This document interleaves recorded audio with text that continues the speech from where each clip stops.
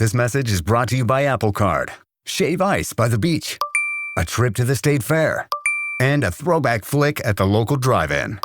They're more than just items to check off the summer bucket list. They're also opportunities to earn 2% daily cash back when you use your Apple Card with Apple Pay. Apply for Apple Card now and use in minutes with Apple Pay. Subject to credit approval. Apple Card is issued by Goldman Sachs Bank USA, Salt Lake City branch. Terms and more at applecard.com.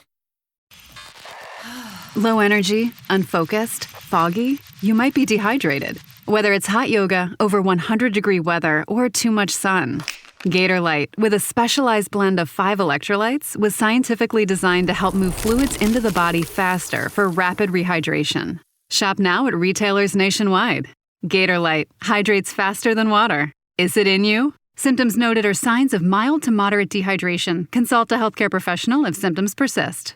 The new LinkedIn Hiring Pro can't undo your last hire. The human postponer. They were the master of one phrase. I'll circle back on that. But 3 months later, you are the one doing all their work and wondering how big that circle is.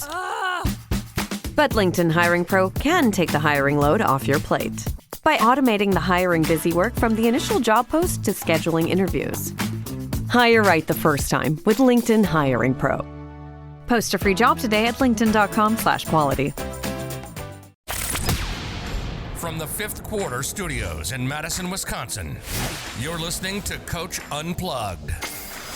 And now, your host, Steve Collins. Hey everybody, welcome to Coach Unplugged. I'm so happy you decided to join us. Before we get started today, I'd like to give a big shout out to our sponsors. First of all, Dr. Dish, the #1 shoe machine on the market. I've said this multiple times. We own 3 of them. I want a 4th and a 5th. My AD's listening to me, but they're so great. They work so well. They're so easy to set up. I think my record is 37 seconds or 32 seconds to set it up. But mention Coach Unplugged, they'll give you $450 off. Mention Coach Collins, they'll take really good care of you. And also go over and check out teachhoops.com for coaches who want to get better. It's a one-stop shop for basketball coaches. It's everything you need from a nationally ranked. We won 3 state titles. I think we were just talking recently. We've won over 460 games in our program and lost 130 over the last 20 years. And I think we know the secret sauce to be successful, the roadmap, what it takes on and off the court. So go over and check it out and enjoy the podcast. Bye. All right, go ahead, Coach. Shoot away. What's your questions? So really the big things are, I think I emailed you, I'm going to be starting as a JV coach for the team that we're coaching this year. And really what I've been trying to wrap my head around is just some priorities that I should have for this year. So I was drafting an orientation thing, then I was drafting a contract. And then I think I saw on some of the resources you shared, one of the places had a program handbook. So I was like, this is probably what makes the most sense since the orientation and the contract are both going to have parts of those. Yep. But I'm just feeling like I don't know what I should prioritize since it's there's just resources all over the place, and I want to go in with a plan that makes sense. So that's kind of what I want to talk about. So what I tell people too is just use the stuff that's out there. You got to kind of draft your own thing when it comes to a handbook. Yeah. Because that's what I kind of did when I put mine on T-Shoots so you could see it. But and to be honest with you, I probably haven't looked at it in 15 years. It's just, you have to draft it to kind of know what you want to be. Yeah, exactly. So I would come up with some pillars. That's what I always tell people first when they're coming up with a program. What do you want your program to stand for? Yeah. Why are you doing this? Why are they doing it? What's your why is basically, why. So I always say, just get a piece of paper out and just flow with it. As we're talking, I'm just going to pull up what you sent me so I can peruse it. And that was the one part that's blank in there too, because I did see the handbook that I used had pillars. But it's something that I'm not necessarily needs to be pillars. That's kind of the word, but it's what do you want? I mean, to be my vision or my pillars, I see you wrote vision for it. It's changed over time. I think to be honest, it was probably more about winning early in my career. And as I got older, it was less about winning and more about, how can I influence these young men as they go on? Yeah. So got to get that fine balance between those. Yeah. Who's going to see this, first of all? My thinking is the parents and the players. Okay. Yep.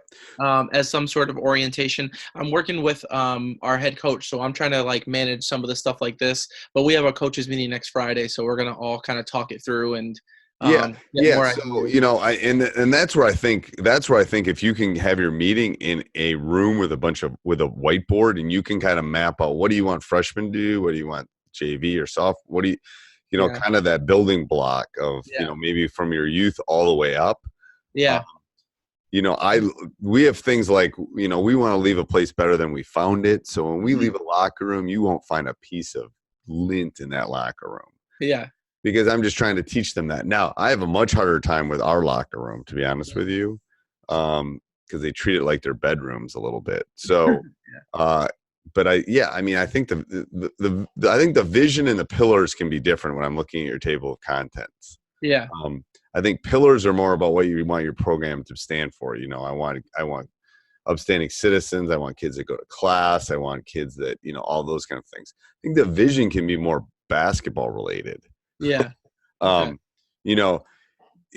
Like when I took over our job, I was the only applicant for the job I got, and no one wanted it. No one wanted it. But my vision was to eventually win a state title. Now, people would have thought I was like doing drugs at that point, but that was my vision. I don't know if you necessarily. We're in the same boat though, because so I'm in Springfield, and like we've got tons of basketball. I'm in Massachusetts, so basketball all over the place. But I've driven in Springfield a lot. My brother has a place in New Hampshire, so we go. Oh, nice. All the time. Yeah. So where we actually coach is right outside, and it's a small suburban. Like I think the school's got a couple hundred kids, but there's one elementary school, one middle school, one high school. And the nice thing, I just said I can relate to you because like we're there, and high school starts at 7th grade, and there's not like a freshman team. So I think there's like missed opportunities with what's going on. And I feel like it's just a place that hasn't really had anyone who's taken it seriously enough to say like we could win here. Like right. That's what there's several things that happened for me. I was I was lucky to. You got to be good, lucky, and a lot of things. I had an NBA guy come through. Hell, most people don't have that, but we also had everything. We had all the stuff that you kind of listed there with vision and philosophy and programs already built by the time he came through. Yeah. But the first couple of years were hard. Like. Yeah. I had to cut kids that, that were just we're not going to fit into what we want. Yeah. I had people upset with me. I'm trying to remember. I think I cut a kid and I got 58 phone calls in one evening, I think. Like because I didn't pick up the phone. Which I could imagine here too, because it's like that small town feel. Everybody knows everybody. So it's like, I think the key to you is, here's what we want to be. This is not a recreational, but we want to give every kid an opportunity for this. It's a talented and gifted program for basketball players. Yeah. I wish I could sing and be on Broadway or whatever, but I can't. So I think those are the kind of things. But I think, especially in a community, you got to over communicate early. And that's where you got to be really careful with booster clubs. Parents think if they run a booster club, they have say. You got to be careful with parents. Like I think I'm looking at this. I think something you want to do is I think every program should have parent reps, but the parent rep thing should be to do everything outside of the basketball world, like the team dinners, all that kind of stuff. But I think you want to spell that out early. Yeah. Like this is not about anything other than, doing team and they dinners. Do have something good in place. They have an organization that runs boosters, and they're actually pretty active on Facebook. They do a lot of the fundraising. Great. They're promoting games, like a lot of good stuff. I don't know, like the things that I'm looking at as far as like team get-togethers, even some field trips to some of the college games and stuff like that. We definitely have to, like me and the coaches, we're new to them too. So part of it is like building a relationship with them and letting them know like, it's great that the boosters are there. Like these are the types of things that we're looking for. Right. Like how can we partner to, just get our kids more opportunity and more exposure to things around them. And I think the key is too, it's like, I've said this on my podcast a million times. It's really, in order to cash some tickets, you got to have relationships outside of basketball. Yeah. To be able to hold them. I love your academic expectations, how you spelled it out. That's really good. Yeah. Like I'm going to describe it was like collegiate, and then what's MIA? That's your association, right? Yeah, that's the Massachusetts. Yeah. Yep. So grade, we call them Tuesday reports. How do you do a grade check? So honestly, we didn't really dive into this. Like, this is the part that I want to talk to the coaches about, Okay. because last year we kind of we started mid-year. Like, I don't even know the full story that happened with the coach who was there before. Okay. But we started halfway through the season, and really, like, we didn't ever have a good touch point for academics. So Okay. this is what I want to do. Like, kids have access to their grades. It's easier to get it. High school kids have Right. to their power school, but it's something that I want to talk through with our coach. Like, how are we going to handle this? Because So I'll tell you the way we do it. We call them Tuesday reports because I don't want to do them on Monday. I don't want to do them on Friday. We do them Tuesday reports, and they literally take them around and have every teacher sign them to explain. And I can send you. I'll send you a picture of ours. I don't think I have one in front of me, but it basically how's their attendance? Are they on time? How is their grade? Blah blah blah. And it's like a little box. I'll scan it and send it to you. But perfect. It takes a teacher 30 seconds. Yeah. But and they know if their Tuesday report's bad, that there's going to be like every Tuesday it's coming through.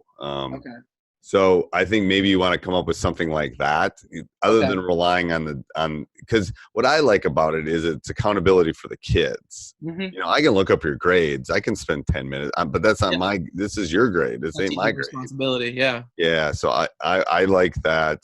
And that's where you can get with the classroom behavior.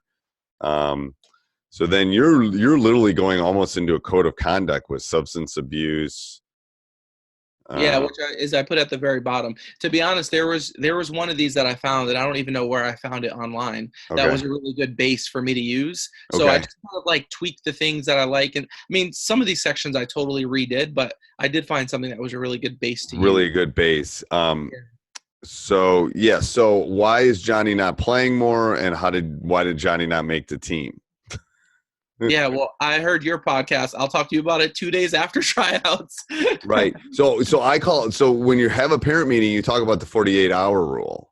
Like, I will talk to you till my face turns blue, but it's a 48 hours because what it does is it lets the upset ones are really going to be upset, but most people calm after 48 hours. Yeah.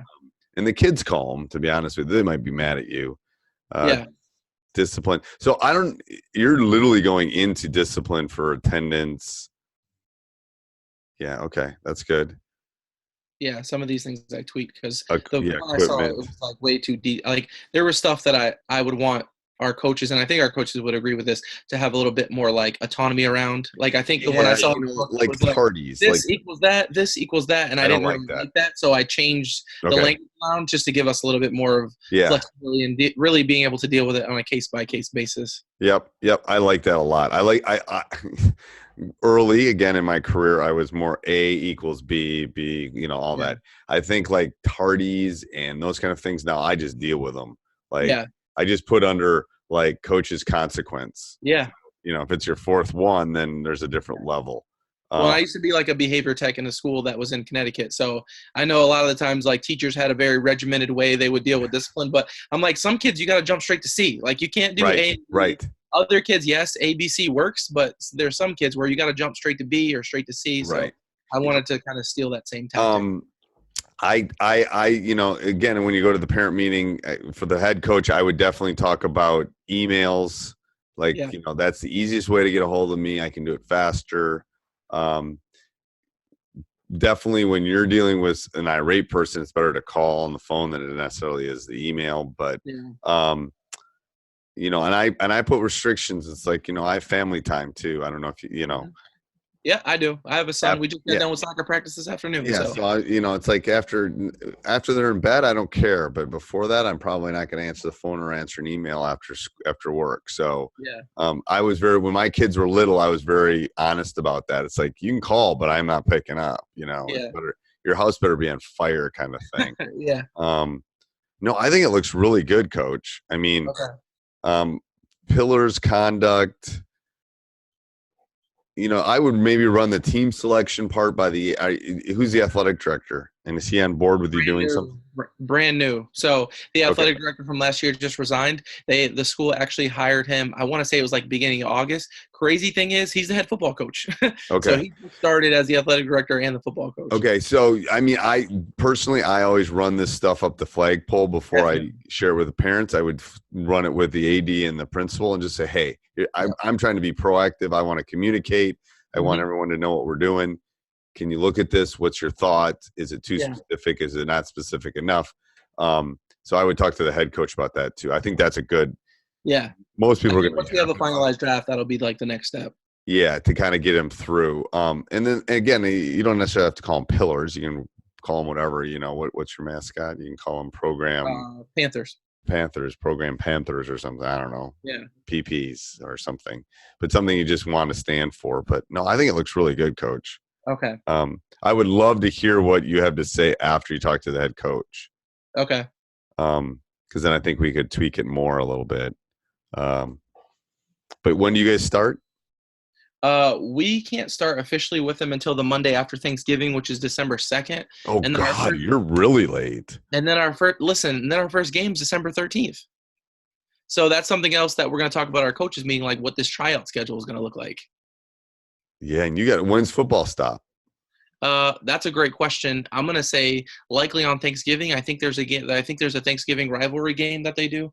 Again, I'm just getting familiarized with how this. So I just was talking to another coach last weekend, and we were talking about getting in conditioning and stuff too. You're gonna have to get them in shape fast. Yeah. Well, and the other thing is, so we had them play in the summer league here in Springfield, which is really, really competitive. So it was great that they got a chance to come here and play. But we asked how many are going to be playing football, and like every hand went up except for one or two. Yeah, I know it's fine, but in terms of like thinking about our timelines and like you said, getting them ready for the basketball season. So that's why I think, and the next time we can talk about this. But I think what you want to do is you want to have a meeting with them. So I would do the meeting with the coach, then get everything kind of tweaked, then run it up the flag. Then I would, even though it's football season, you can do it in the morning before school and say, hey. So here's my thought. I know you're in football. I'm super excited about it. I'm coming to the games, blah, blah, blah. But we need to get you guys in the gym shooting or, doing something at this point, not necessarily playing because you don't want to get them hurt. But what's your idea? When would work for you guys? Maybe it's a Saturday afternoon, whatever it is. Because you need to do that. Like we start in middle of November and we'll start school-wide conditioning in the middle of October. So you want it. That's something to run up it will be advantageous for you come the beginning of the season if you can do that. Okay. Yeah. All right. Anything else real quick? So here's how these work. Every other week I do one-on-one calls, and then next week I do office hours. So I'll just pick a time. Okay. And then anybody that wants to come in can ask questions. Okay.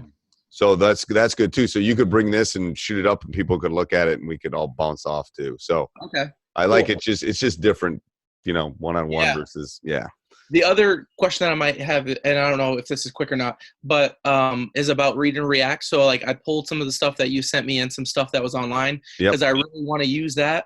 But I'm thinking about like the formulation of the playbook. So the two questions I had related to that was like, how many layers would you do with this JV team?